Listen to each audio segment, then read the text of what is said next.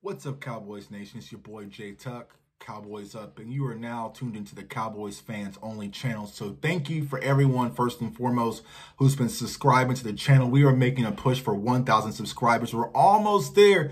We are almost there. Our goal is to get to 1,000 subscribers before draft night, man. We're going to have a lot of giveaways on draft night, man. So comment, like, share, tell everybody to tune in and hit that subscription button and also that notification bell so you can stay locked in with all Dallas Cowboys content from this channel. Now, I've been having kind of a sermon today on Twitter, right? Shouts to everyone on Twitter who follows me and interacts with me on a day-to-day basis. I definitely appreciate you guys as well at JTuck151.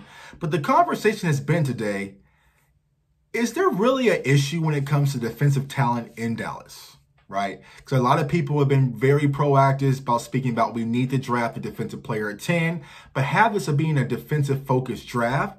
But I've been asking the question, is defensive talent the issue, or was it the scheme, which was the reason why we saw the drastic pullback from 2019 to 2020? Because you think about it, if you go back to 2019 under Rod Marinelli, also when we had Chris Richard in house, our rushing defense, though it wasn't what we wanted it to be, they ended up the season being 11th overall versus last year under Mike Nolan, which we really don't want to talk about that much, but all the way to 31st, right? So we took a drastic step backward in the wrong direction under Mike Nolan, right? And if we go back to 2019 as well, the passing defense, right? In the secondary, the one critical piece that we lost was Byron Jones. He didn't return back for this past season.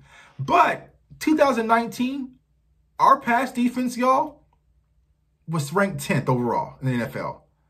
2020, our pass defense secondary was ranked 11th. So there wasn't that much of a drawback in the secondary from 2019 to 2020, but the real significant change was in the run game. So even if you want to go back, that's what I was saying on Twitter, to 2018, right?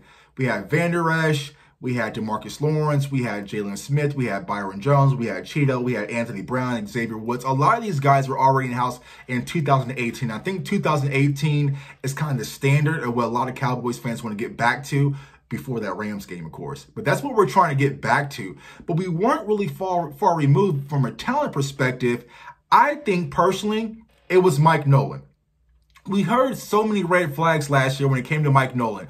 We heard Brandon Carr. Brandon Carr is one of the nicest guys in the NFL. You know, NFL Walter Payton Man of the Year type of award winner type guy. He comes in, doesn't play much, and is cut by the Dallas Cowboys because he was very vocal about the defensive scheme, thinking, what the hell are we doing? We saw Everson Griffin complain. We saw Poe complain. We saw a lot of guys start to chipper last year about Mike Nolan and his scheme.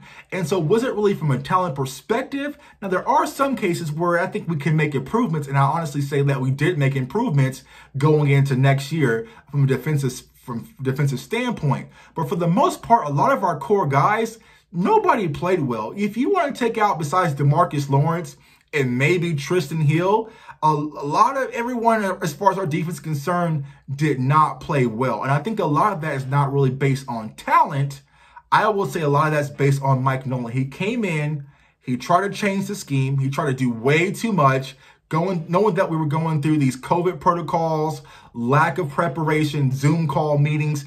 You really can't get a grasp on things. And I thought once you watch this team from last year, there was a lot of guessing. There was a lot of hero ball, a lot of miscommunications. You looked and you saw teams players were pointing around. What was going on? What coverage were we in?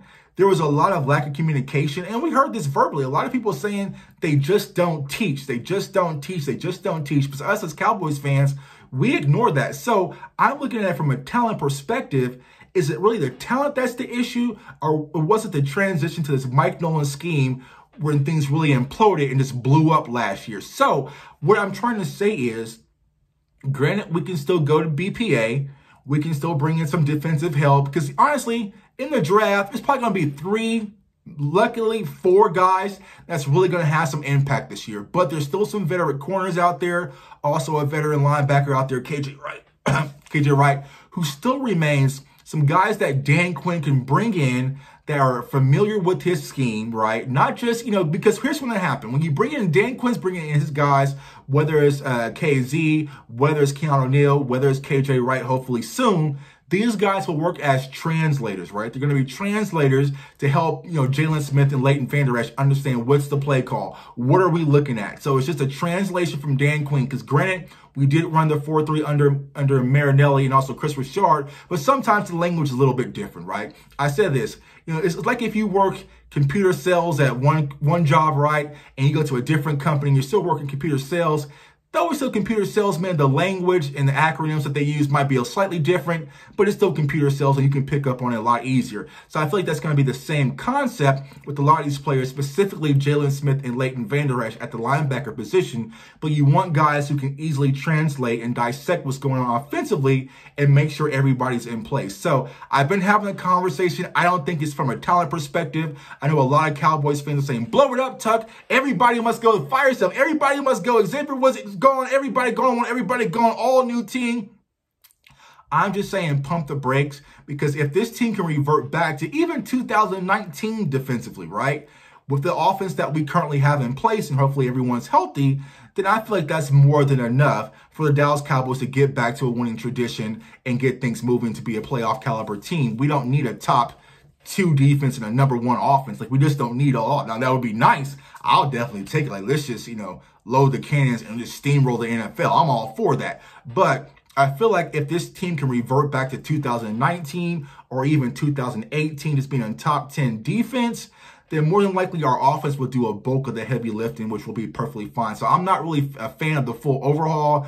Bring in a few quality guys, whether it's via the draft day 2, right? Day 2 of the draft. We don't have to go at the 10 spot. Check my other video about Kyle Pitts. It's still alive. It's still alive. But if we're able to bring in some of these guys to add some more depth, give me one more veteran corner, give me KJ Wright, and then I'm feeling a lot better about this Dallas Cowboys defense. I believe that ultimately, just naturally, Dan Quinn and this team defensively will take a leap forward, because he's going to put players in the position to do what they do best and to help us win, man. So that's my thoughts, man. I'm just preaching a sermon on Twitter. Follow me on Twitter at JTuck151. Like I said, also comment, like, subscribe to the channel. I appreciate all the support. Turn that notification bell somewhere down there. But let me know, man, do you think that is about talent, or do you think it was more about scheme, the reason why we saw the drastic change from 2019 to 2020 when it comes to Dallas Cowboys in the run game, man? So it's your boy J Tuck. I appreciate each and every one of you. I want you guys to have a great holiday for Easter, a great weekend. Everyone stay safe, stay blessed, stay encouraged, and go Cowboys. Peace. Let's go, defense. Let's go. But not at number 2. Not the number 10 spot. Day 2 draft picks only for defense. Pitts gang, we still alive. Let's go.